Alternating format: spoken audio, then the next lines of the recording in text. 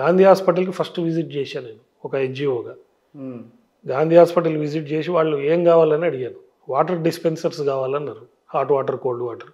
18 వార్డ్సే ఉన్నాయి, 18 కావాలంటే వాళ్ళ అంబులెన్స్ ట్రాన్స్పోర్ట్స్ లేవు అప్పుడు. వాళ్ళ అంబులెన్స్ తీసుకుపోయి ఆన్లైన్లో పేమెంట్ చేసి బేగంపేటలో ఓపెన్ చేయించి ఆ షాప్ అవి తీసుకొని ఇవ్వటం జరిగింది. తర్వాత N95 మాస్కులు కావాలి, మేము ట్రీట్మెంట్ చేయడానికి సర్జికల్ మాస్కులతో చేస్తున్నాము పేషెంట్స్ని.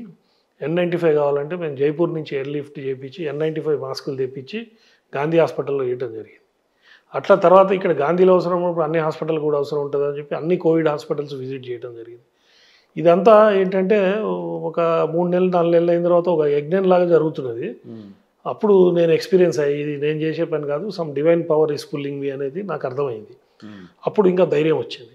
నేను మిగతా వాలంటీర్స్ని వాళ్ళందరికీ కూడా చెప్పడం జరిగింది. మా జనరల్ సెక్రటరీ సుధాకర్ శర్మ గారు ఉన్నారు. ఆయన కూడా డే 1 నుంచి బయటనే ఉన్నాడు. ఆయనకి ఈ పల్మనరీ లంగ్స్ డిసార్డర్ ఉండేది. అంటే ఆయన డ్రైవ్ చేస్తూ నిద్రపోయేవాడు. ఇదేమో కరోనా లంగ్స్కి సంబంధించిన వ్యాధి.